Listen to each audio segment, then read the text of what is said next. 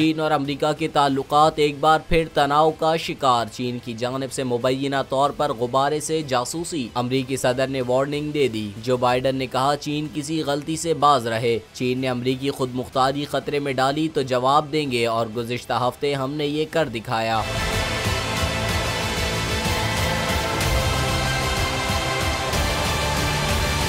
State of the union खिताब में अमरीकी सदर का कहना था कि हम अमरीकी मसनूआत बरामद कर रहे हैं। कोरोना की वजह से महंगाई का मसला आलमी है। हमने 40 साल में सबसे ज्यादा नौकरी के मौके पैदा किए। रूस और यूक्रेन जंग की वजह से तवानाई और खुराक के मसाइल पैदा हुए। इसके बावजूद हम दुनिया की किसी भी मुल्क से बेहतर पोजीशन में हैं। हमें अभी बहुत कुछ करना है। अमरीका में महंगाई में कमी आ रही है। जो बाइडन का कहना था कि अमरीका में गैस की कीमतों में $1.50 फी गैलन कमी हुई, जबकि खाने पीने की अशिया में भी कमी हो रही है। दावा किया कि अमेरिका में गुज़िश्ता 6 माह से महंगाई में कमी और लोगों की आमदनी में भी इजाफा हुआ है। अमरीकी सदर जो बाइडन ने अपनी चीनी हम मनसब को खबरदार करते हुए कहा कि मैंने सदर शी पर वाज़ेह कर दिया कि हम मुकाबला चाहते हैं, तनाज़ा नहीं। चीन सनती अमल में तख्लीकी कामों में गालिब आना चाहता है। जो बाइडन ने कहा कि मेरे इक़्तिदार में आने से पहले शोर था कि चीन की कुव्वत बढ़ रही है, अमरीका कमजोर हो रहा है। अब अमरीका दुनिया में नीचे नहीं जा रहा।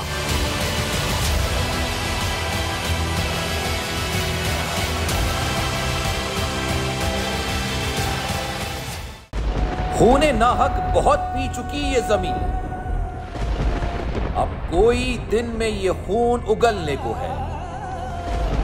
खत्म हो जाएगी ये तमाशागरी, वक्त पलटेगा रोजे जजा की तरह। ये जो पेशावर में ताजा लहू है बहा, एक क़यामत करेगा फलक पर बपा।